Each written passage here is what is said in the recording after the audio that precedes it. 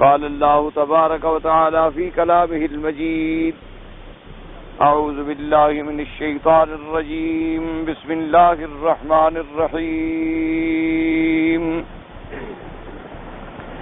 إن الأبرار لفي نعيم وإن الفجار لفي جحيم يصلونها يوم الدين وما هم عنها بغائبين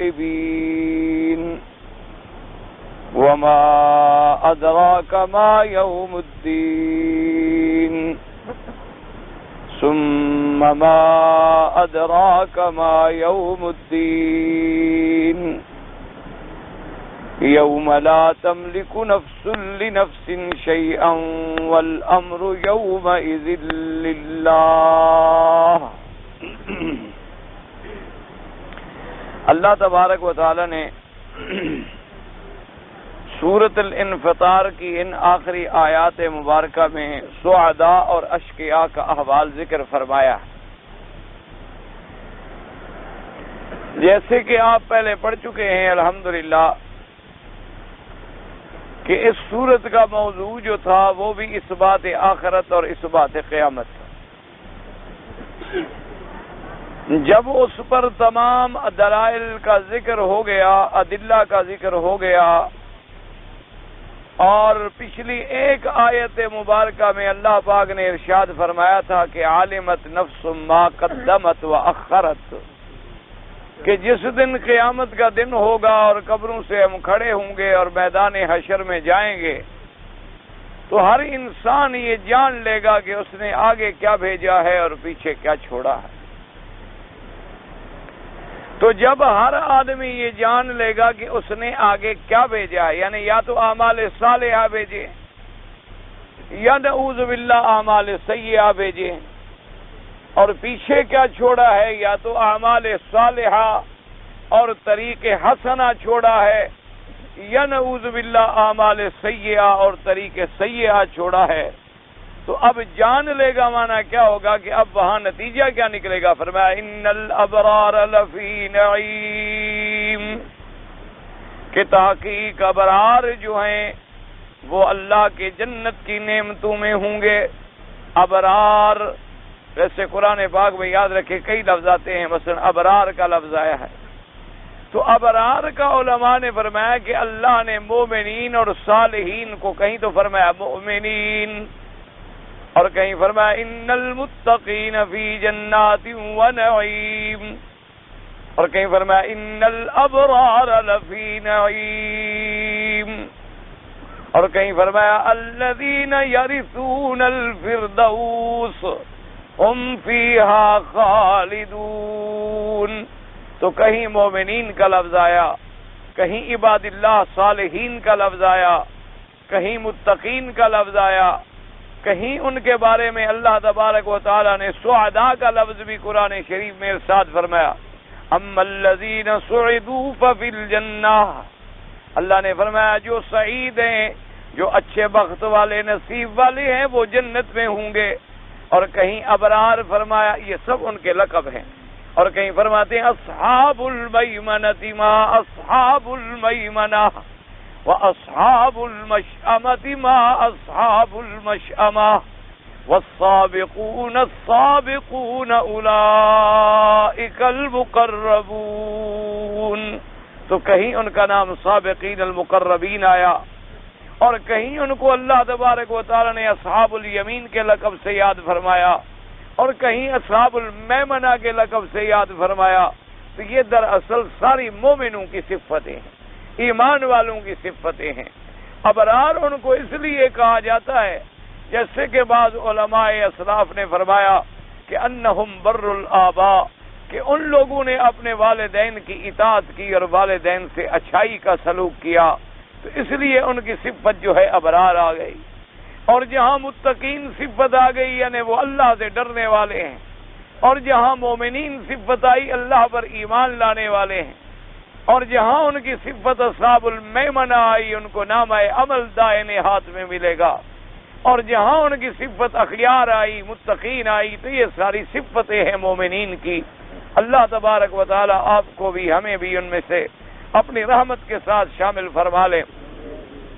جیسے کہ دوسری جگہ آتا ہے اللہ پاک نے دعا میں ذکر ہے وَتَوَفَّنَا مَعَ الْأَبْرَارِ. اللہ نے فرمایا کہ دعائیں مانگیں کہ اللہ تبارک و تعالی ہمارا حشر جو ہے وہ ابرار کے ساتھ کریں، صلحاء کے ساتھ کریں، کیونکہ جب آدمی ابرار و اخیار کے ساتھ شامل ہوگا تو گویا وہ بھی ان میں سے ہوگا، اور جو آدمی اشرار کے ساتھ شامل ہوگا تو گویا وہ بھی ان میں سے ہوگا. اس لیے اللہ تبارک و تعالی نے یہاں مومنین کی صفت میں ارشاد فرمایا کہ وہ ابرار ہے، کیونکہ سب سے بڑی چیز جو آئی ہے اللہ تبارک و تعالی کے قرآن میں، اللہ کی توحید کے بعد، اللہ اور اللہ کے رسول کی اطاعت کے بعد وہ والدین کا مقام ہے. اس لیے کہ قرآن پاک نے فرمایا کئی مقام وَقَضَىٰ رَبُّكَ أَلَّا تَعْبُدُوا إِلَّا إِيَّاهُ وَبِالْوَالِدَيْنِ إِحْسَانًا، اور کہیں فرماتے ہیں وَاعْبُدُوا اللَّهَ وَلَا تُشْرِكُوا بِهِ شَيْئًا وَبِالْوَالِدَيْنِ إِحْسَانًا. اللہ نے فرمایا اللہ کی عبادت کرو، اللہ کے ساتھ شرک نہ کرو، اور اپنے والدین کے ساتھ بھلائی کا سلوک کرو. تو اللہ پاک نے اپنی عبادت کے بعد، اپنی اطاعت کے بعد جو درجہ دیا ہے والدین کی خدمت ہے، والدین کی اطاعت ہے، والدین کی فرما برداری ہے، والدین سے بہترین سلوک ہے ان کی زندگی میں بھی اور ان کی موت کے بعد بھی. صحابہ نے پوچھا حضور پاک صلی اللہ علیہ وسلم سے کہ یا رسول اللہ صلی اللہ علیہ وسلم، ہمیں یہ بات تو سمجھ آ گئی کہ والدین زندہ ہوں تو ہم ان کی فرما برداری کریں، ہم ان کی اطاعت کریں، ہم ان کے حکم پر تعمیل کریں، ہم ان کی خدمت کریں اور ان کو آرام پہنچائیں، لیکن والدین کے مرنے کے بعد ہم والدین سے کیسے بہتری کریں؟ تو حضور صلی اللہ علیہ وسلم نے فرمایا کہ اولاد اپنے والدین کے لیے مغفرت کی دعائیں کرتی ہے، اور اسی طرح فرمایا کہ تم والدین کے تعلق والوں کے ساتھ تعلق نبھاؤ، کہ جن کے ساتھ تمہارے والدین کا اچھا تعلق تھا تم اس تعلق کو قائم رکھنے کی کوشش کرو، اور فرمایا تم اپنے والدین کے لیے صدقات جاریہ کا انتظام کرو، کہ اللہ نے اگر تمہیں توفیق دی ہے تو کوئی مسجد بنا دو، کوئی مدرسہ بنا دو، کوئی مسافر خانہ بنا دیں. کسی مسجد میں وضو کا انتظام نہیں ہوتا، حمامات نہیں ہوتے، وہاں یہ خدمات کر دیں.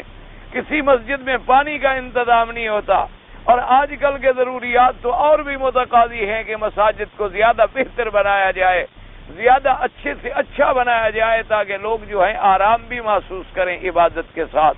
تو یہ بھی والدین کی اطاعت ہے کہ والدین کی وفات کے بعد آدمی ان کے تعلق والوں کا لحاظ کرے، ان کے دوستوں کا لحاظ کرے، اور ان کے رشتہ داروں کا لحاظ کرے، اور ان کے لیے ہر وقت دعائیں مغفرت کرے.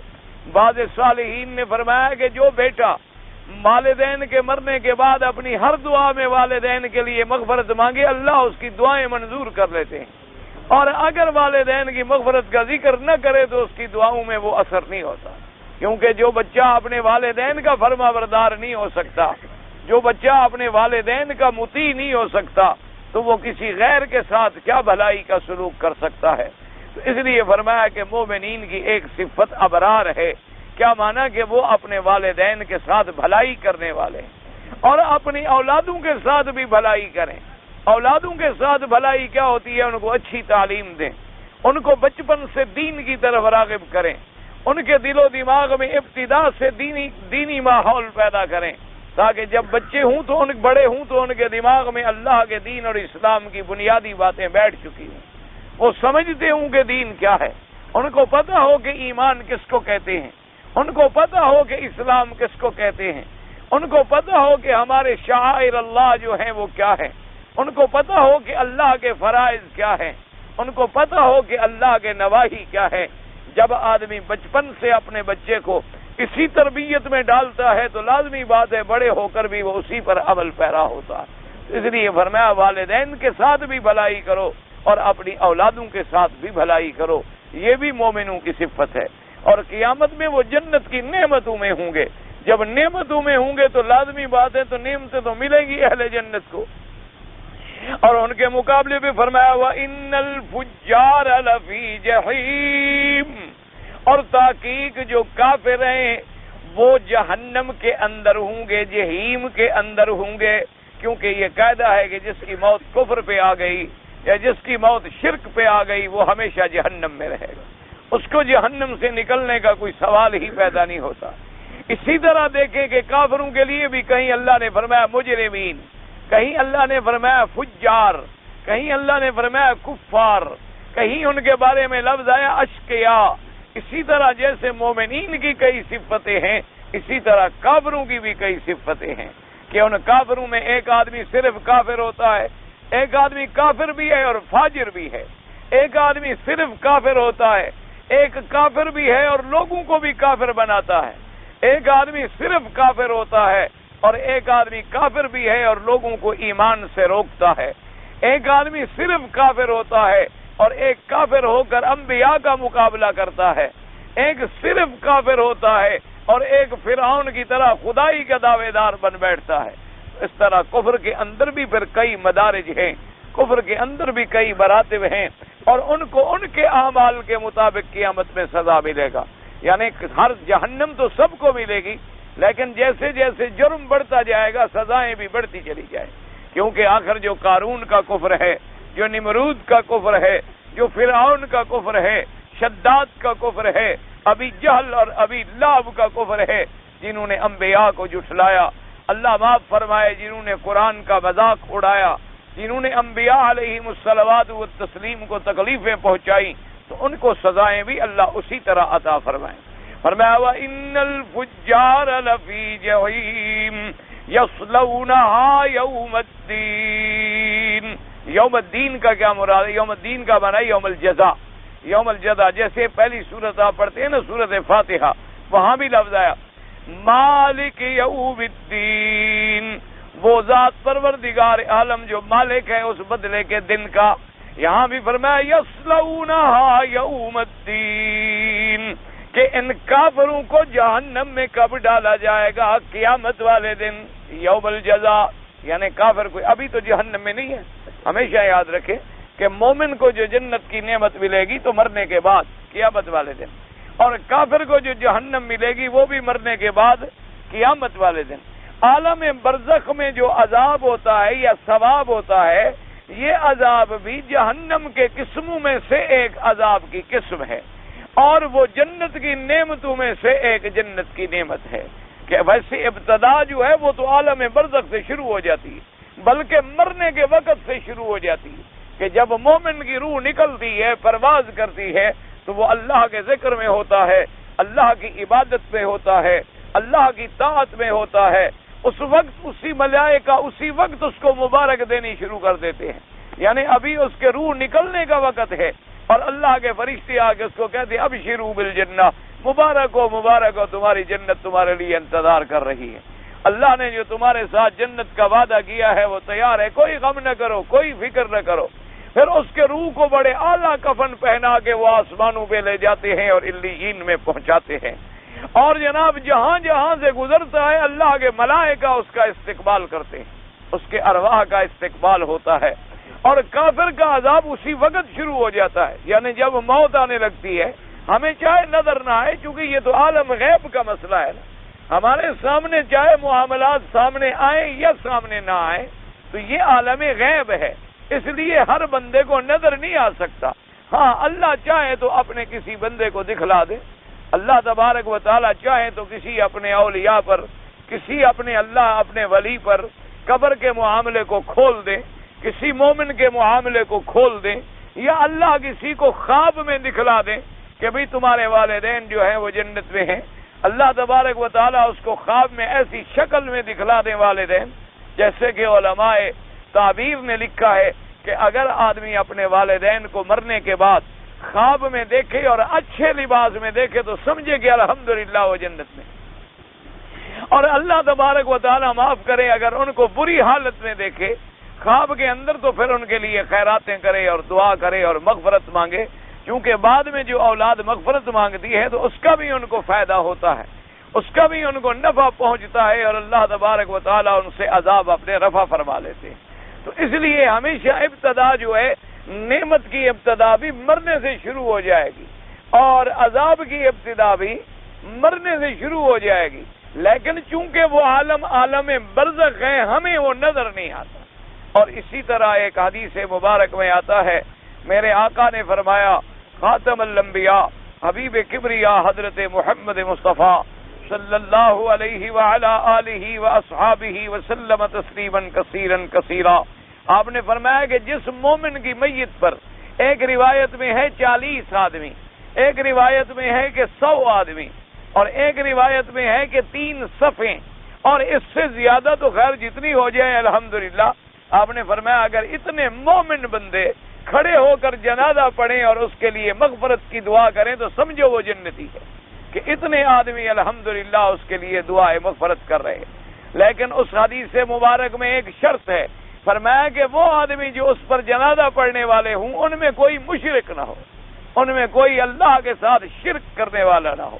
اسی لیے الحمدللہ میں ہمیشہ کہا کرتا ہوں کہ جو لوگ مکے اور مدینے میں فوت ہوتے ہیں ان کی خوش نصیبی کا کوئی ٹھکانہ ہے کہ لاکھوں آدمی ان کے لیے کھڑے ہو کے اللہم اغفر لحینا و میتنا، اور پھر نماز پڑھانے والے بھی موحد ہوتے ہیں اور پیچھے دعا مانگنے والے بھی الحمدللہ اکثر موحد ہوتے ہیں، کیونکہ ہمارے علاقوں میں تو کوئی پتہ نہیں ہوتا رہے۔ اللہ پاک معاف فرمائے جہاں شرک اور بدعت کا زور ہے، جہاں اللہ تبارک و تعالی معاف فرمائے فتن اور ابداع و احداث کا زور ہے، لیکن یہاں تو خوش نصیبی ہے کہ آدمی کی موت ایمان پہ آ جائے اور اللہ کے کعبے میں یا حرم رسول اللہ میں صلی اللہ علیہ وعلا آلہ وسلم تسلیما کثیرا کثیرا وہی جنازہ ہو جائے اور ہزاروں بندے جس کے لیے کھڑے ہو کے اللہ سے مغفرت مانگیں۔ تو حضور نے فرمایا 40 آدمی، ایک روایت میں 100 آدمی، اور ایک روایت میں ہے کہ 3 صفیں۔ اسی لیے روایات میں آتا ہے کہ حضرت مالک ابن حبیرہ جو صحابی ہیں میرے پاک نبی محمد مصطفیٰ کے رضی اللہ تعالی عنہ، بڑے شان والے صحابی ہیں حضرت مالک ابن حبیرہ رضی اللہ تعالی عنہ، جنہوں نے روم کے غزوے میں بھی شرکت فرمائی۔ حضرت امیر معاویہ رضی اللہ تعالی عنہ نے انہیں امیر بھی بنایا، بڑے مرتبے والے شخص ہیں، اور فرماتے تھے جب کوئی نماز پڑھنے کے لیے جنازہ آ جاتا اور آپ دیکھتے کہ لوگ تھوڑے ہیں تو ان کو تقسیم کر کے فرماتے بھی 3 صفیں بنا لو، 3 صفیں بنا لو، تاکہ حضور کا فرمان کم از کم پورا ہو جائے کہ اس پر 3 صفوں نے دعا مانگی۔ چلو صفیں چھوٹی ہو جائیں گی لیکن 3 تو ہو جائیں گی، بجائے اس کے کہ ایک صف کھڑی کرتے۔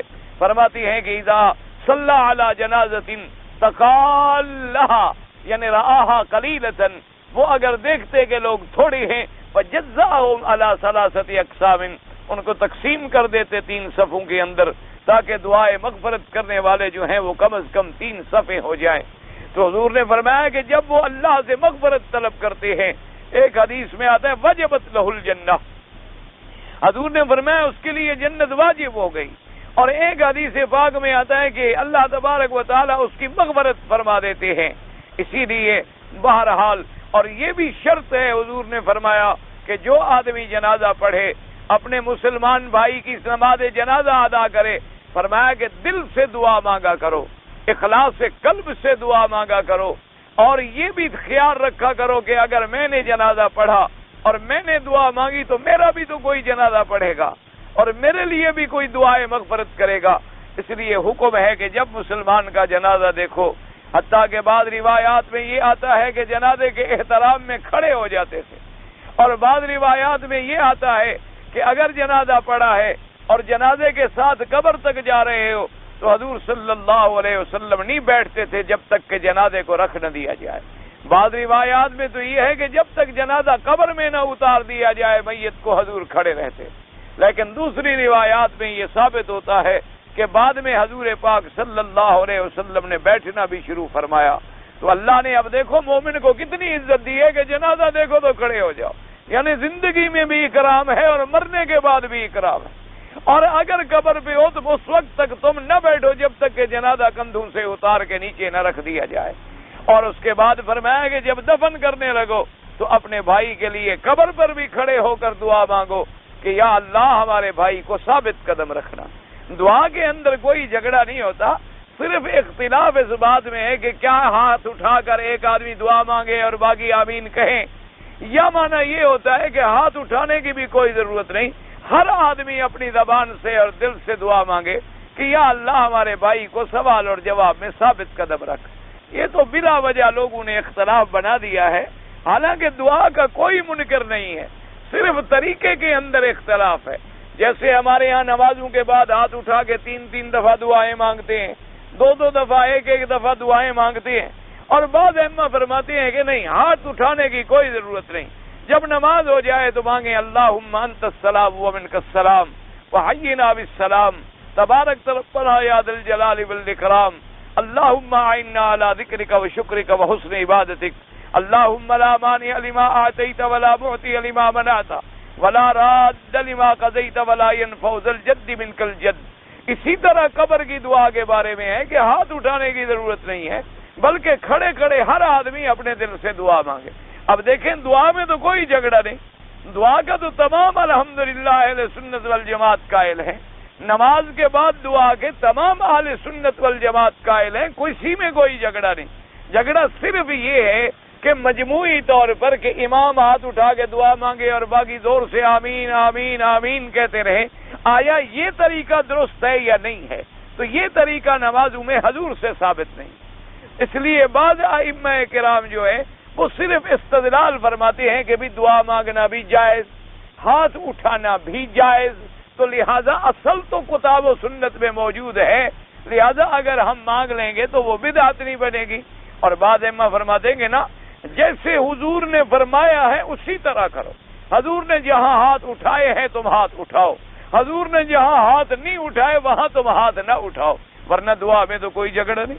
اب کھانے کے بعد دعا ہے، تمام اہل سنت والجماعت قائل ہے کہ جب آدمی کھانا شروع کرے تو کہے بسم اللہ الرحمن الرحیم، اور جب کھانا ختم کرے تو کہے الحمدللہ الذی اطعمنا وسقانا وجعلنا من المؤمنین۔ اب دعا کے تو سب قائل ہو گئے، لیکن بعض آدمی اب کھانے کے بعد بھی ہاتھ اٹھا کے دعا مانگتے، اور حضور صلی اللہ علیہ وسلم بغیر ہاتھ اٹھائے ہوئے دعا مانگتے تھے۔ تو اب دعا میں تو جھگڑا ہے ہی نہیں، یہ تو بلا وجہ کا سر پھٹول اور لڑائیاں ہیں کہ یہ دعا کا منکر، وہ دعا کا منکر تو کوئی نہیں، دعا تو سب مانگتے ہیں، دعا تو اہل حدیث بھی مانگتے ہیں، دعا تو دیوبندی بھی مانگتے ہیں، دعا تو تمام دنیا کے لوگ مانتے ہیں، دعا تو تمام حنبلی، شافعی، مالکی، حنفی، تمام ائمہ کے لوگ مانتے ہیں۔ فرق صرف یہ ہے کہ کیا ہر کھانے کے بعد ہم ہاتھ اٹھائیں یا ہاتھ نہ اٹھائیں، دعا میں تو جھگڑا ہی نہیں، دعا تو سنت ہے محمد مصطفیٰ کی صلی اللہ علیہ وآلہ آلہ وسلم تسلیما کثیرا کثیرا۔ بعض علماء کہتے ہیں چونکہ ایک حدیث میں آتا ہے اللہ پاک نے فرمایا کہ میرا بندہ جب ہاتھ اٹھا کے مجھ سے مانگتا ہے تو میرے کرم کے خلاف ہے کہ میں اس کے ہاتھوں کو خالی لوٹا دوں، میں کریم ہوں، کچھ نہ کچھ تو اس کے ہاتھوں میں ڈالوں نا، بھیک مانگ کے جو میرے سامنے بیٹھا ہے۔ اور بعض علماء نے فرمایا کہ نہ، حضور نے استسقاء میں بارش کے لیے ہاتھ اٹھائے تھے، تم وہاں ہاتھ اٹھاؤ، حضور نے کھانے کے بعد ہاتھ نہیں اٹھائے، یہاں ہاتھ نہ اٹھاؤ، دعا میں جھگڑا ہی نہیں۔ دعا تو وہ بھی مانگتے ہیں اور دعا وہ بھی مانگتے ہیں، اللہ تبارک و تعالیٰ سب کی دعائیں منظور و مقبول فرمائے۔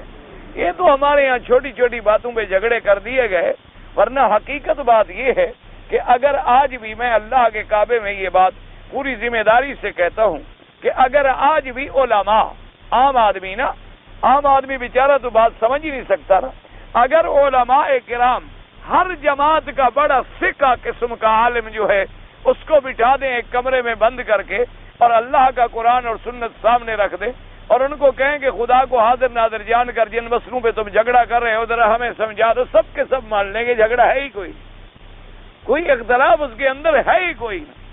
یہ تو صرف ایک بات سے بات چل نکلتی ہے اور باتوں کا افسانہ بن جاتا ہے اور اختلافات کی بنیاد پڑ جاتی ہے، کچھ اس نے ضد کر لی، کچھ اس نے ضد کر لی، کچھ تم کھچے رہے، کچھ ہم کھچے، اس کشمکش میں ٹوٹ گیا رشتہ حیات کا، اسی میں لڑائیاں اور جھگڑے ہو جاتے ہیں۔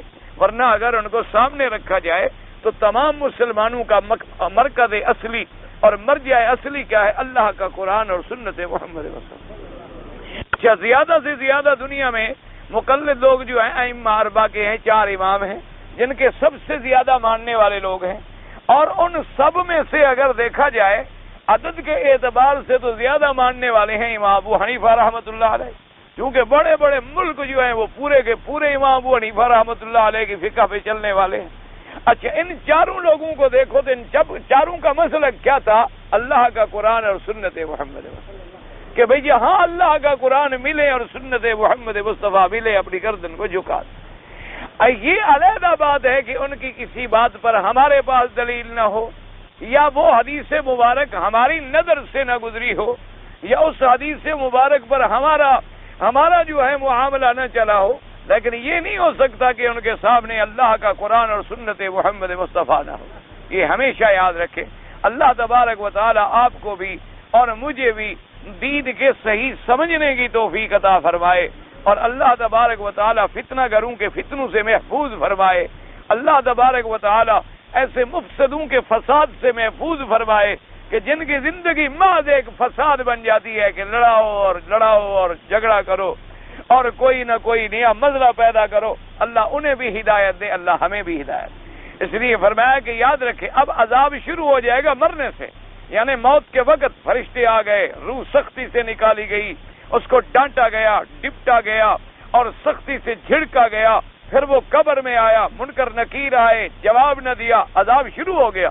لیکن اصل عذاب کب ہوگا؟ جہنم کا، قیامت میں۔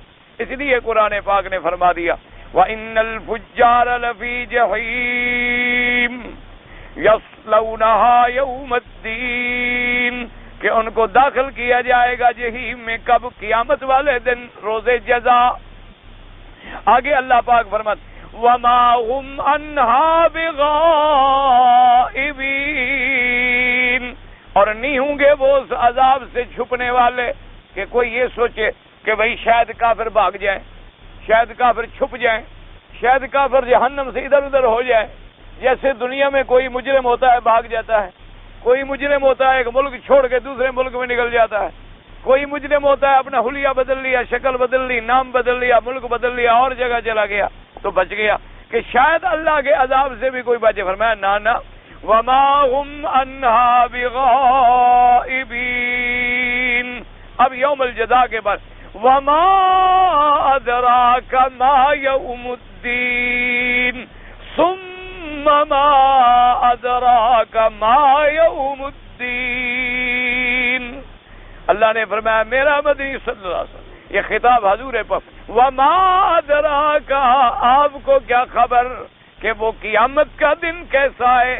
پھر آپ کو کیا خبر وہ قیامت کا دن کیسا ہے؟ یعنی اتنا شدید ہے، اتنا سخت ہے، اتنا عظیم ہے۔ قیامت کے دن کی عظمت، قیامت کے دن کی ہول، قیامت کے دن کی شدت، قیامت کے دن کی سختی اور قیامت کے دن کی جو عقوبتیں ہوں گی اس کے بارے میں اس لیے فرمایا گیا اور بار بار لیکن یاد رکھیں قرآن میں ایک جگہ آئے گا ما ادراکا اور ایک جگہ آتا ہے ما یدریکا۔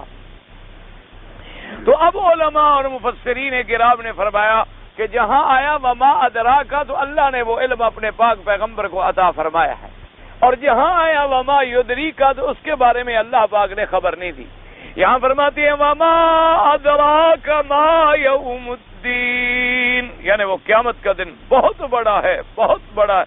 جیسے عام محاورات میں جی آپ کو کیا پتا وہ کیسا ہے، آپ کو کیا خبر کہ وہ کیسا ہے، یعنی وہ بہت بڑا عظیم دن ہے۔ ثم ما ادراک ما یوم الدین، آگے یوم لا تملک نفس لنفس شیئا والامر یومئذ للہ، وہ ایسا دن ہے کہ جس دن کوئی انسان کسی انسان کے نفع کا مالک نہیں ہوگا۔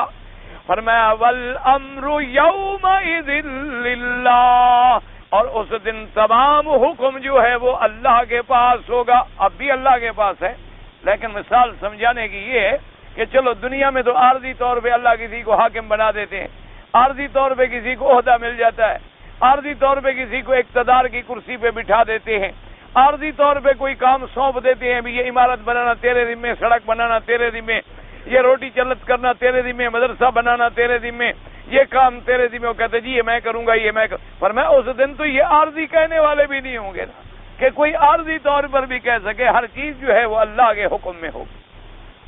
لیکن اسی سے ایک مسئلہ سمجھ لو کہ یہاں تو لفظ آ گیا نا علی العموم علی الاطلاق آ گیا کہ یوم لا تملک نفس لنفس شیئا، کوئی انسان کسی انسان کے کام نہیں آ سکے گا.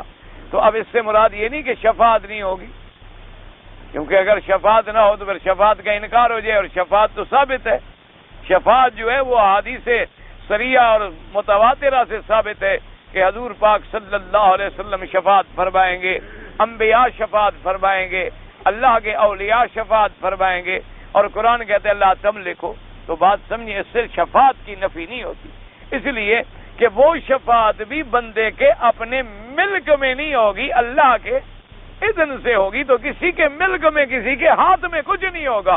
اب اللہ اذن دے دیں گے تو شفاعت بھی، اللہ اذن دے دیں گے تو شفاعت بھی ہوگی، کیونکہ شفاعت جو ہے وہ اللہ کے اذن کے ساتھ ہے. من ذا الذی یشفع عنده الا باذنہ، فرمایا اللہ کے یہاں کسی کا زور اور سفارش نہیں چلتی مگر اس کے حکم کے ساتھ. جیسے فرمایا یوم لا تنفع الشفاعۃ عنده الا لمن اذن له، کسی کو نفع نہیں دے گی شفاعت اس دن مگر ان کو جن کے لیے اذن ہوگا. جیسے فرمایا لا یملکون الشفاعۃ الا من اتخذ عند الرحمن عہدا، اللہ نے فرمایا شفاعت کا کوئی مالک نہیں ہوگا ہاں مگر وہ لوگ جن کو اللہ نے عہد دیا، جن کو اللہ نے اذن دیا، جن کو اللہ تبارک و تعالی نے اجازت عطا فرمائی. تو اس سے نفی نہیں ہوتی شفاعت کی. یاد رکھیں شفاعت انبیاء برحق ہے، شفاعت صالحین برحق ہے، لیکن وہ شفاعت کے حق میں شفاعت نہیں ہوگی. ایک بات یاد رکھو، جو آدمی کفر پہ مر گیا، جو آدمی شرک پہ مر گیا، جو آدمی بت پرستی میں مر گیا، جو آدمی سورج پرستی میں مر گیا، جو آدمی قبر کے سجدے اور عبادت میں مر گیا، اس کی کوئی شفاعت. فما تنفعهم شفاعت الشافعین، ان کو کسی کی سفارش کوئی فائدہ نہیں دے گی. تو ایک تو سفارش یاد رکھو کس کے حق میں ہوگی؟ مومن کے حق میں، کہ مرا ایمان پر ہے لیکن گناہگار ہے، گناہوں کی وجہ سے سزا بھگت رہا ہے، تو اس کے بارے میں شفاعت ہوگی. اور میرے آقا مدنی محمد مصطفیٰ خاتم الانبیاء سرکار مدینہ، اللہ کے کروڑوں صلاۃ و سلام، آپ تو کئی شفاعتیں فرمائیں گے. شفاعت کبریٰ کے علاوہ بھی حضور نے فرمایا انا اشفع وانا اشفع وانا اشفع، میں سفارش کروں گا، میں سفارش کروں گا، میں سفارش کروں گا. اور اس کے بعد فرمایا کہ میں عرض کروں گا میرا اللہ، جنہوں نے کلمہ پڑھا تھا نا، جن کے دل میں ایمان تھا، موت ایمان پہ آئی، ان کے بارے میں بھی مجھے شفاعت کا اجازت دے دے. اللہ فرمائے کہ انہا لیست لک یا محمد ولکنہا لی، میرا مدنی ان کے بارے میں اب تیری شفاعت نہیں، ان کو میں خود اپنی رحمت سے نکالوں گا. تو پھر ان کو اللہ تبارک و تعالیٰ اپنی رحمت سے جہنم سے نکالیں گے اور جنت میں بھیجیں گے. لیکن شرط یہ ہے کہ موت ایمان پر آئے، موت کفر اور شرک اور غلط عقیدے پہ نہ آئے. دعا کریں اللہ پاک ہم سب کو صحیح عقیدہ نصیب کرو. بھائی تین تو مسئلے ہیں، توحید، نبوت، رسالت، قیامت. اللہ اگر توفیق دے تو دین کوئی مشکل ہے؟ دین کتنا آسان ہے. تین ہی تو مسئلے ہیں کہ اللہ کی توحید پہ پکا ایمان ہو، توحید ربوبیت پر بھی، توحید الوہیت پر بھی، توحید اسماء و صفات.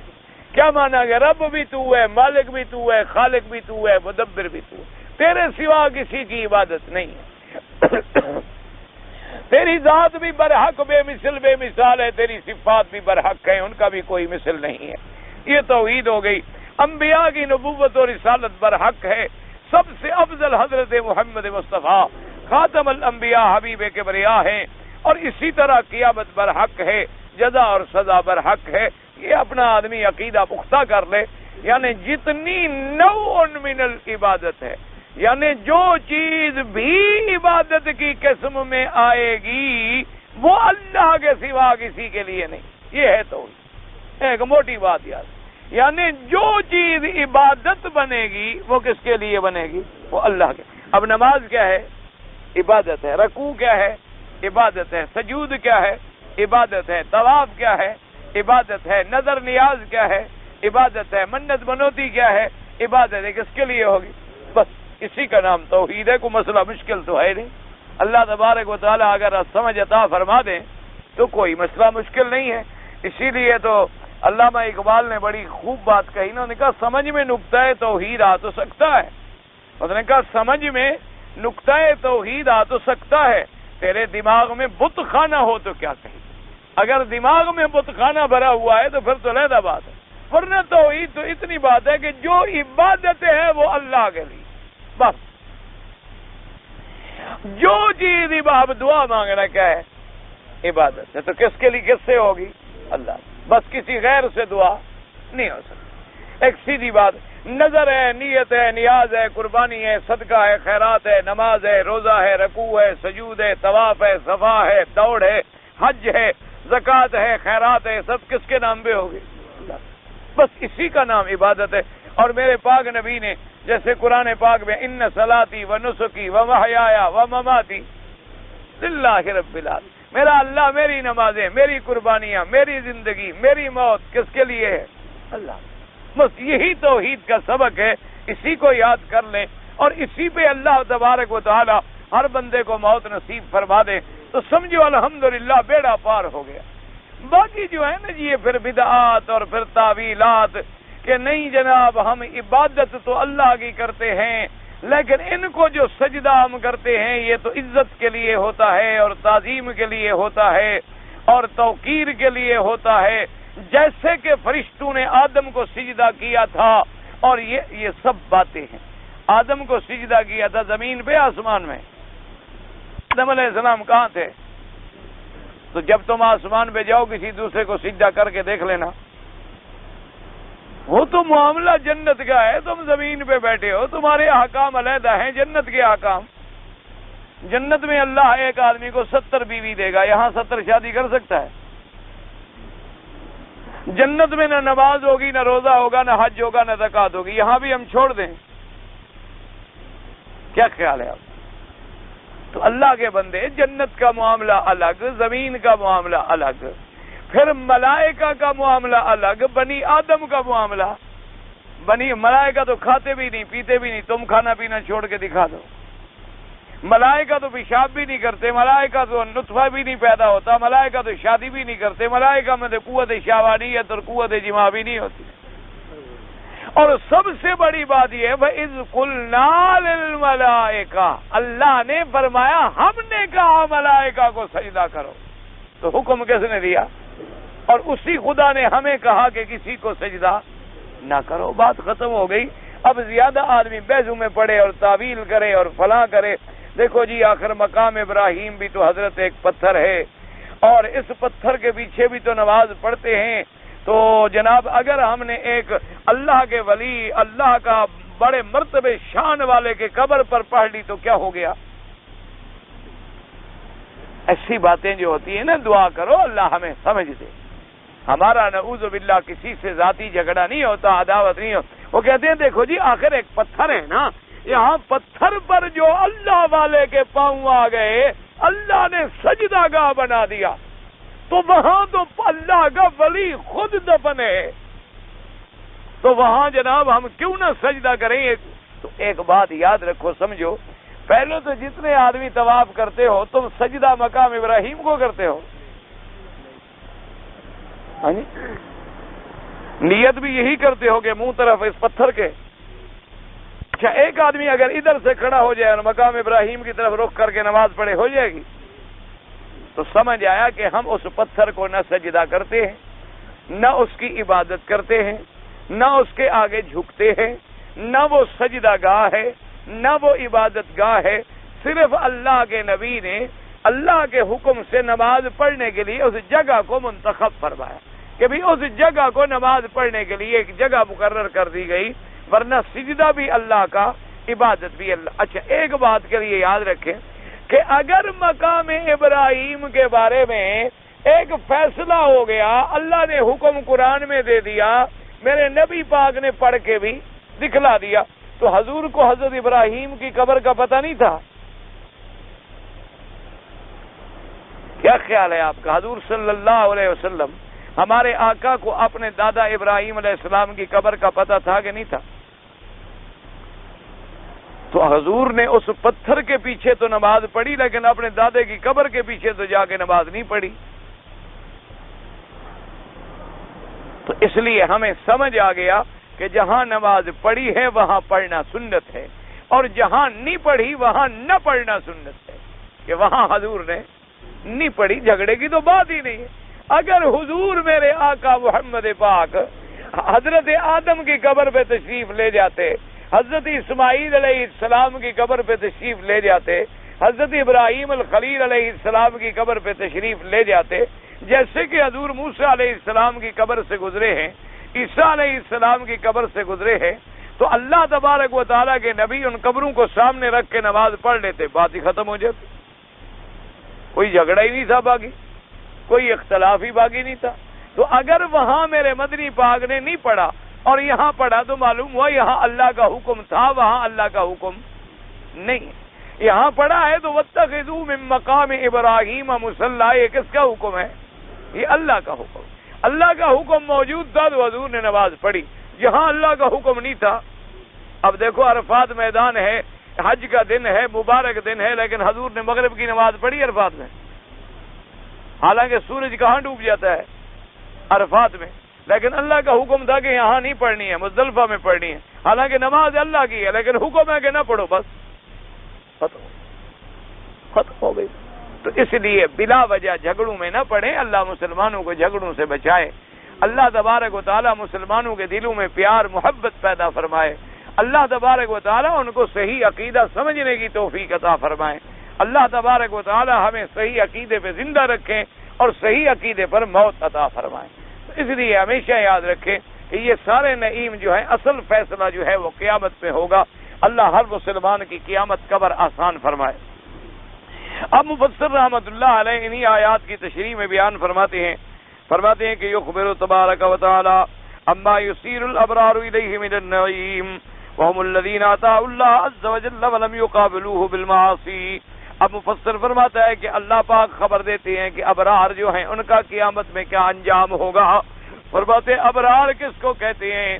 کہتے ہیں ابرار اس کو کہتے ہیں جنہوں نے اپنے اللہ کی اطاعت کی، اللہ کی فرما برداری کی اور اللہ کی نافرمانی اور معصیت نہیں کی۔ وقد روى ابن عساکر فی ترجمۃ موسیٰ ابن محمد حشام ابن عمار عن عیسیٰ ابن یونس ابن ابی اسحاق عن عبید اللہ عن محارب ابن عمر رضی اللہ تعالی عنہما عن النبی صلی اللہ علیہ وسلم قال انما سماهم اللہ الابرار لانهم بر الآباء والابناء۔ اس روایت پاک میں آتا ہے، حضرت انس رضی اللہ تعالی عنہ فرماتے ہیں اللہ پاک نے مومنوں کو ابرار کیوں فرمایا؟ فرمایا کہ انہوں نے اپنے والدین سے بھلائی کی اور اپنی اولادوں سے بھی بھلائی کی۔ تو جو والد اور اولاد کا بھی فکر رکھے گا وہ خدا کی نافرمانی کیسے کرے گا؟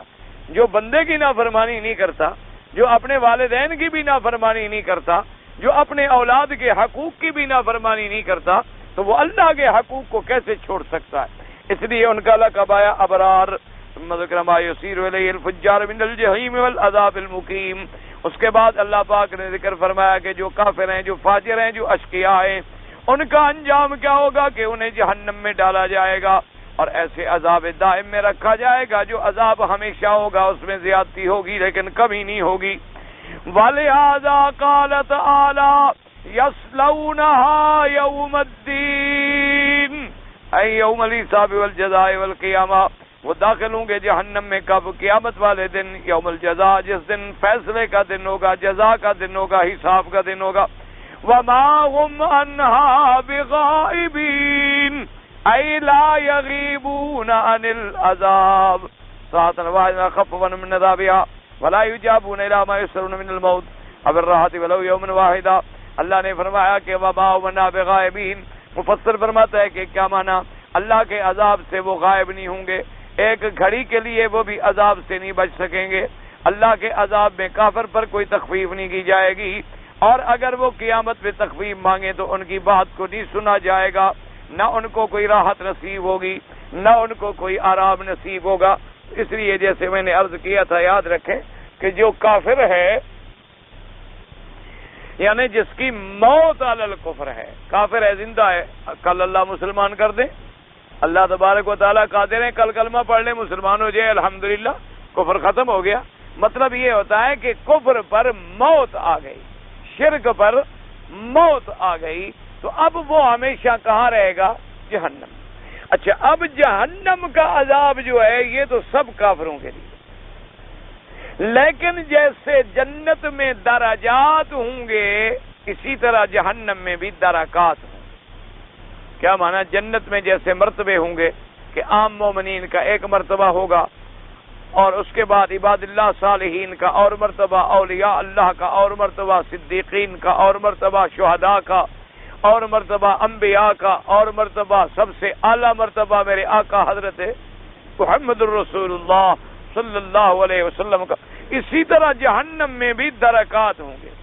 عذاب جہنم تو سب کے لیے ہو گیا نا، یعنی جہنم میں تو سب ہے، لیکن کوئی عذاب سخت سے سخت، حتیٰ کہ جہنم میں ایک وادی ایسی بھی ہے جس سے حضور نے فرمایا کہ جہنم بھی پناہ مانگتی، یعنی ہے جہنم کی وادی، لیکن اس میں اتنی شدید عذاب ہے کہ جہنم کی وادی بھی پناہ مانگ دی ہے کہ کہیں اللہ مجھے بھی عذاب نہ دے دے۔ اللہ تو قادر ہے نا، اللہ چاہے تو عذاب کو عذاب دے دے، اللہ چاہے تو موت کو موت دے دے۔ حدیث میں نہیں آتا کہ موت آئے گی اور اس کو ذبح کیا جائے گا، اس لیے وہ جہنم کی وادی جو ہے وہ جہنم پناہ مانگتی ہے اس سے۔ اللہ تبارک و تعالی ہر مسلمان کو جہنم کے ہر قسم کے عذاب سے بچائے۔ اور اس کے بعد فرماتے ہیں وما ادراک ما یوم الدین، ای تعظیم لشان یوم القیامہ، یعنی قیامت کا دن کتنا بڑا ہوگا، ایسے فرمایا کہ آپ کو کیا پتا؟ فرمایا ثم ما ادراک ما یوم الدین، آگے یوم الدین کس سے سخت ہوا؟ فرمایا یوم لا تملک نفس لنفس شیئا، ای لا یقدر احد علی نفع احد من اخلاص ما هو فيه الا ان یأذن اللہ لمن یشاء ویرضی، یعنی کوئی قیامت کے دن نہیں طاقت رکھے گا کسی کو نفع پہنچانے کی، کسی کو عذاب سے چھڑانے کی، کسی کی سفارش کرنے کی، ہاں مگر وہ جن کو اللہ اذن دیں گے، اجازت دیں گے، جن کو اللہ پسند فرمائیں گے وہ شفاعت کریں گے۔ ثم قال فاذكروا حدیث یا بنی ہاشم انقذوا انفسکم من النار لا املک لکم من اللہ شیئا، حضور نے فرمایا کہ یا بنی ہاشم، چونکہ حضور ہاشمی ہے نا، حضور صلی اللہ علیہ وسلم جو ہے آپ کرشی اور ہاشمی ہیں، یعنی بڑا قبیلہ جو ہے قریش ہے، پھر قریش کی شاخ جو ہے وہ بنو ہاشم ہیں، حضور کا خاندان جو ہے وہ بنو ہاشم سے۔ آپ نے فرمایا کہ یا بنی ہاشم، اے بنو ہاشم، انقذوا انفسکم من النار، اپنی جانوں کو جہنم کی آگ سے بچاؤ، قیامت کے دن میں تمہیں کوئی ذرے کے برابر فائدہ نہیں پہنچاؤں گا۔ فرمایا کہ ایمان لے آؤ، کلمہ پڑھو اور توحید پہ مرو، ورنہ تم سمجھو کہ ہم حضور کے رشتہ دار ہیں، ہمیں چھڑائیں گے نہ، اللہ کا عذاب آ جائے۔ دنیا میں تو اللہ کا نبی نہیں بچاتے، حضرت نوح علیہ السلام کے بیٹے پہ عذاب آیا تو اپنے بیٹے کو بھی نہیں چھڑا سکے، حضرت لوط علیہ السلام کی بیوی پر عذاب آیا تو لوط علیہ السلام اپنی بیوی کو بھی نہیں چھڑا سکے، نوح علیہ السلام کی بیوی پہ عذاب آیا تو ان کو بھی نہیں بچا سکے۔ اس لیے حضور نے فرمایا اگر تم کفر پہ مر گئے، ہاں اگر ایمان پہ مر گیا گناہ گار ہے تو پھر اللہ کے اذن سے شفاعت فرمائیں، لیکن اگر مر ہی کفر پہ جائیں تو اس لیے فرمایا یا بنی ہاشم انقذوا انفسکم من النار لا املک لکم من اللہ شیئا، کہ میں قیامت والے دن ذرے کے برابر بھی تمہیں نفع پہنچانے پہ قادر نہیں ہوں گا۔ وقت تقدم فی آخر تفسیر صورت الشعراء، اب مفسر فرماتی ہیں کہ اس سے پہلے صورت شعراء کی تفسیر میں بھی آپ یہ بحث پڑھ چکے ہیں۔ وَلِهَذَا قَالَ تَبَارَكَ وَتَعَالَى إِلَٰهُ وَالْأَمْرُ يَوْمَئِذٍ لِلَّهِ كَقَوْلِهِ تَبَارَكَ وَتَعَالَى لِمَنِ الْمُلْكُ الْيَوْمَ لِلَّهِ الْوَاحِدِ الْقَهَّارِ، وَكَقَوْلِهِ تَعَالَى الْمُلْكُ يَوْمَئِذٍ الْحَقُّ لِلرَّحْمَنِ، وَكَقَوْلِهِ تَبَارَكَ وَتَعَالَى مَالِكِ يَوْمِ الدِّينِ قال قتادہ یوم لا تملک نفس لنفس شیئا والامر یومئذ للہ والامر واللہ اليوم للہ ولکنہ لا ینازع فی یومئذ احد۔ اب مفسر رحمۃ اللہ علیہ فرماتی ہیں کہ حکم تو آج بھی اللہ کا ہے، لیکن قیامت کا دن ایسا ہوگا کہ اس کے حکم کے سامنے کوئی بولنے والا بھی نہیں ہوگا، کوئی جھگڑنے والا بھی نہیں ہوگا، کسی کو بولنے کی طاقت بھی نہیں ہوگی۔ آخر تفسیر سورۃ الانفطار وللہ الحمد والمنہ وبہ التوفیق والاسماء، الحمدللہ سورۃ الانفطار کی تفسیر اللہ کی رحمت سے پوری ہوئی۔ اللہ تبارک و تعالی آپ کو بھی اور مجھے بھی اپنی رحمت سے نصیب فرمائیں گے تو پھر سورۃ المطففین کی تفسیر جو ہے وہ پڑھیں گے۔ دعا کریں اللہ سب مسلمانوں کا خاتمہ ایمان پہ فرما دیں، اور اللہ تبارک و تعالی جہنم کے عذاب سے بچائیں، اور اللہ ہر مسلمان کو جنت الفردوس نصیب فرمائے۔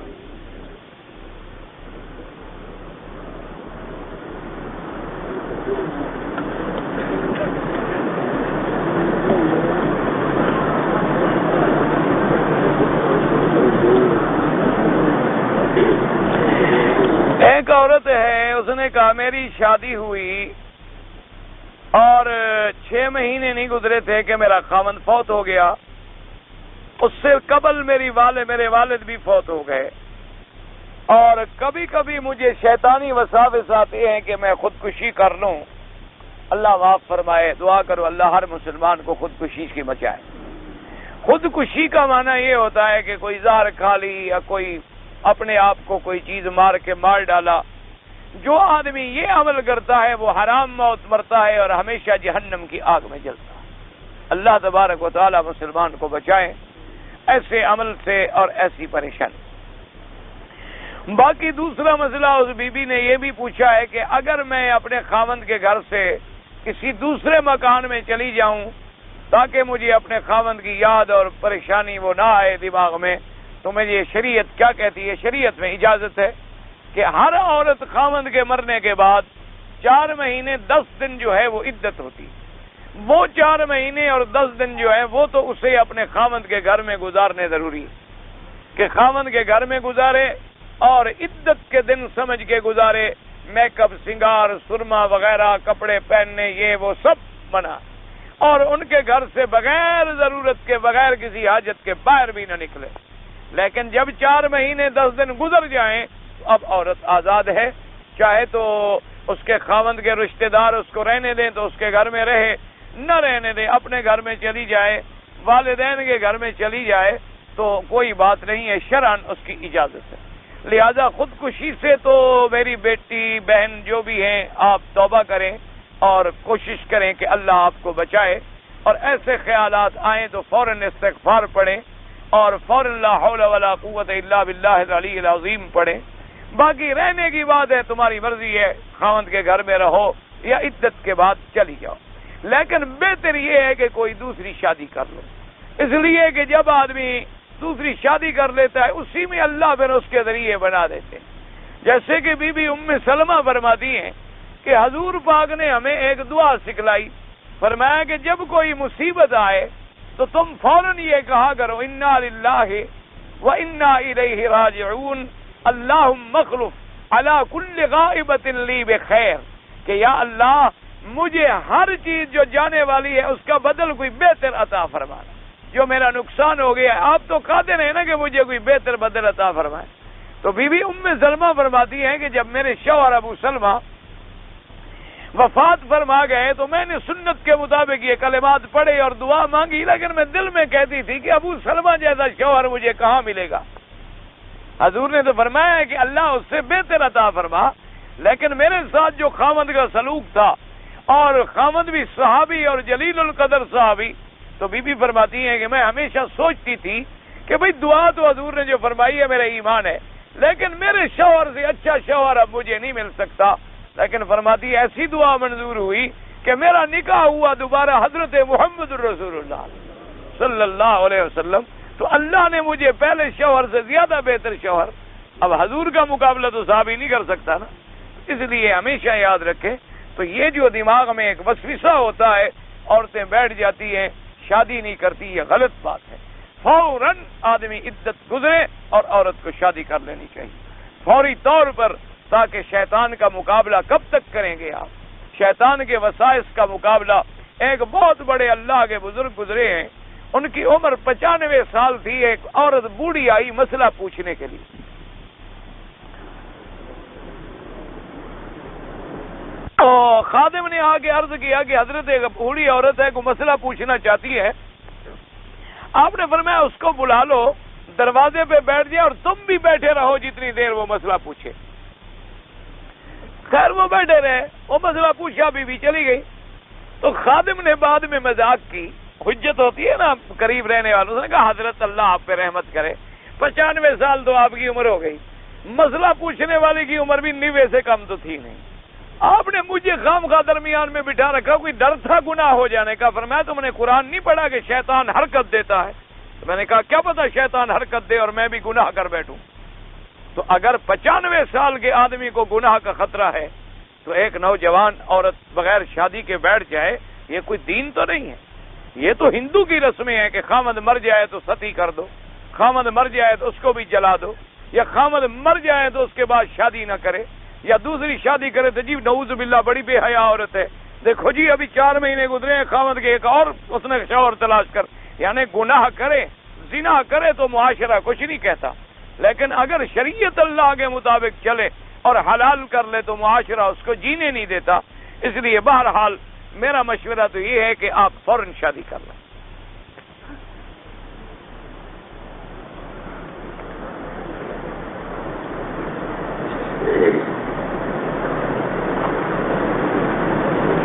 وہی کہتا ہے کہ تارک الصلاۃ جو ہے اگر وہ ہمیں کوئی پیسے ویسے دے کہ مسجد میں لگا دو یا اس میں لگا دو، تو گزارش یہ ہے کہ امام احمد بن حنبل رحمۃ اللہ علیہ تو اس کے ساتھ کفر کا معاملہ کرتے ہیں، لیکن کافر بھی دنیا میں بلائی کے کاموں میں تو دخل دیتا ہے. کافر ہسپتالیں بناتے ہیں اور اچھے کام کرتے ہیں. لیکن بہرحال کوشش کریں کہ جب بے نمازوں سے ہم یہ معاملہ کریں گے تو اللہ ان کو نماز کی توفیق دیں. اسی لیے آپ نے دیکھا ہے نا کہ یہاں عرب کے لوگ ہیں، نوجوان ہیں، بڑے فیشن پرست ہیں، بڑے دنیا میں ڈوب گئے ہیں، بڑے مغربی فیشن کے دل دادا بن گئے، بڑے نوجوان بچے بچیاں اوریانی فاشی میں، لیکن نماز نہیں چھوڑتے. وجہ ان کو پتا ہے کہ بھی گناہ گار ہونے کے بعد تو بخشش کی امید ہے، کافر بن گئے تو کیا ہوگا. اس لیے الحمدللہ اللہ نے نماز ان کے دماغ میں ڈال دی. اس لیے بہرحال ایسے معاملات میں کوشش یہ کریں کہ نماز جو تارک الصلاۃ لوگ ہیں ان سے کوئی معاملہ نہ کریں، ہر قسم کا معاملہ چھوڑ دیں تاکہ ان کو اپنی برائی کا احساس ہو.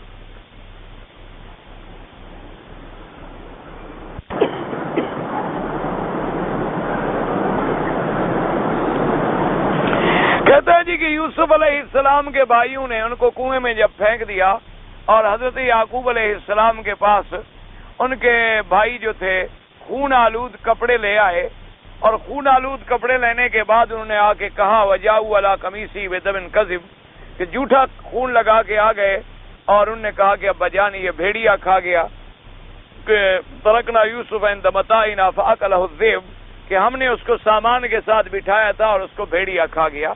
تو اس بیچارے نے لکھا ہے کہ حضرت یعقوب نے بھیڑیے کو بلایا اور بھیڑیے سے پوچھا کہ کیا تم نے میرے یوسف کو کھایا ہے؟ تو بھیڑیے نے کہا کہ جی میں نے تو نہیں کھایا، اور اگر میں جھوٹ بولوں تو قیامت میں مولویوں کے ساتھ اٹھایا جاؤں، 14ویں صدی کے مولویوں کے ساتھ. یہ جھوٹی بات ہے. سمجھ آ گئی بات؟ اس کی وجہ یہ ہے کہ قرآن کو مانو. یہ تمہاری قرآن کیا کہتا ہے؟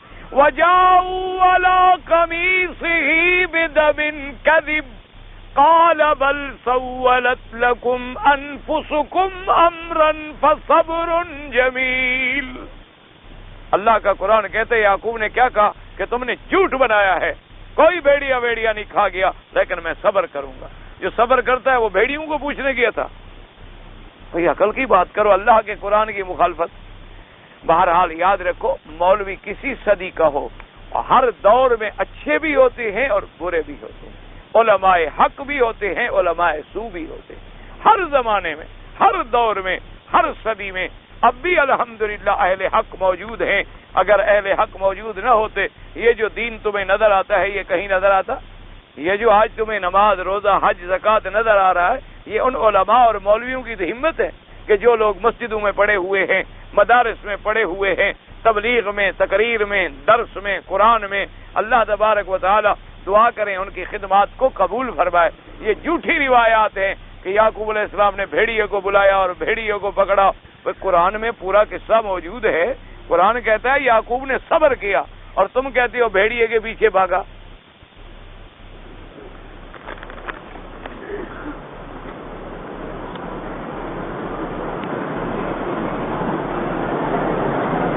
میری بہن کا لڑکا دوسری جگہ رشتہ مانگ رہا تھا. میں نے اس کو کہا کہ میں تمہیں رشتہ دوں گا تو میں نہ کرو.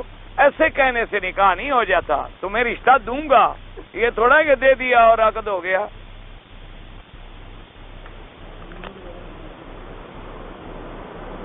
اگر کوئی پیٹ کی مرض سے شہید ہو گیا ہے اور اس کی نمازیں قضا تھی، پر اس کو شہید کہا ہے حضور پاک نے، نمازیں قضا ہیں، اللہ چاہے تو معاف فرما دیں، اللہ چاہے تو اس کا عذاب دینا پڑنے کا. شہادت علیحدہ درجہ ہے اور معاملات گناہ علیحدہ ہے. کوئی شہید ہو جائے اور حقوق العباد ادا کرنے ہوں تو جب تک ادا نہیں کرے گا تو اس کو پکڑا جائے گا.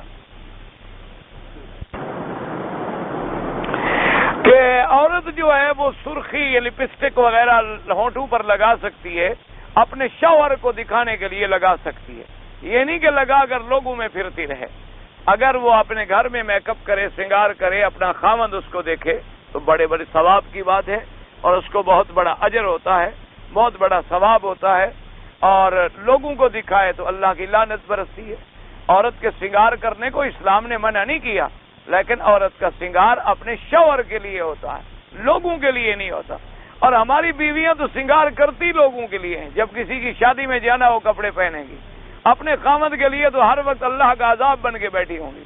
یعنی شکل دیکھے تو آدمی کو 104 پہ ٹمپریچر ہو جائے، فوراً بخار ہو جائے. جب دوسروں کے گھر میں جائیں گی تو غسل بھی کریں گی، میک اپ سنگار بھی کریں گی، چونکہ لوگوں کو دکھانا. بی بی عائشہ کا لباس سادہ لباس تھا، جیسے حضور صلی اللہ علیہ وسلم کا سادہ لباس تھا. آتا ہے روایات میں کبھی چمڑے کا ہار بھی بی بی صاحبہ نے پہنا ہے، اور عام سادہ کپڑے پہ چمڑے کا ہار اب خود اندازہ کریں کتنی قیمتی ہوگا. اور وہ گر گیا تو بی بی صاحبہ پریشان، سارا قافلہ روک دیا کہ وہ ہار بھی مانگا ہوا تھا. اور بی بی عائشہ رضی اللہ تعالی عنہا کے گھر میں یعنی افطار کرنے کے لیے روٹی نہیں ہوتی تھی، بس پانی پی لیا اور افطار کر لیا. تو جن کے گھروں کا یہ عالم تھا اور پردے کے لیے دروازہ نہیں تھا، ٹاٹ پڑا ہوا تھا، یہ تو عالم تھا ان کے رہنے کا. سادہ لباس پہنتی تھی. اللہ تبارک و تعالیٰ ان کے درجات بلند فرمائے. یہ نہیں یاد رکھو کہ ان کے پاس پیسے نہیں تھے، پیسے بڑے تھے. بی بی صاحبہ نے ہزاروں غلام خرید لے کر کے آزاد کیے، لیکن جو پیسہ آتا تھا وہ خیرات ہو جاتا تھا. وہ اپنی جان پہ خرچ نہیں ہوتا تھا بلکہ اللہ کے راستے میں لگ جاتا. اللہم صلی علی سیدنا محمد وعلی آل سیدنا محمد وبارک وسلم. یا اللہ عالم اسلام کی عزت کا فیصلہ فرما. یا اللہ کفر کی ذلت کا فیصلہ فرما. یا اللہ مسلمان ملکوں کی حفاظت فرما. یا اللہ مسلمان ملکوں سے اپنے عذاب رفع فرما. یا اللہ مسلمان ملکوں میں امن و امان قائم فرما. یا الہ العالمین مسلمان آدمی جہاں بھی ہیں ان کی جان مال آبرو عزت کی حفاظت فرما. یا اللہ مجاہدین کشمیر کی مدد فرما. یا اللہ مجاہدین افغانستان کی مدد فرما. یا اللہ مجاہدین فلسطین کی مدد فرما. یا اللہ بیت المقدس افغانستان اور کشمیر پہ کلمہ محمد عربی کا پرچم بلند فرما. یا اللہ ہمیں اپنی آنکھوں سے وہاں اسلام کا پرچم لہراتا ہوا دکھلا دے. یا الہ العالمین یا ارحم الراحمین بیماروں کو شفا عطا فرما، بے حیاؤں کو حیا عطا فرما، بے دینوں کو دین عطا فرما، بے اولادوں کو اولاد عطا فرما، قرض داروں کے قرض عطا فرما، جن کا رزق تنگ ہے ان کے رزق میں برکتیں عطا فرما. یا اللہ جن کی اولاد ہے ان کی اولادوں کو صالح بنا. یا اللہ ہماری ظاہری باطنی روحانی جسمانی بیماریاں پریشانیاں اپنی رحمت سے دور فرما. یا اللہ ہماری حاجات اپنے خزانے غیب سے پوری فرما. یا الہ العالمین یا ارحم الراحمین ہمیں تو مانگنا بھی نہیں آتا، بغیر مانگے اپنی رحمتیں عطا فرما. یا اللہ پورے عالم میں ہدایت کی فضا پیدا فرما. یا اللہ مسلمانوں میں جوڑ پیدا فرما دے.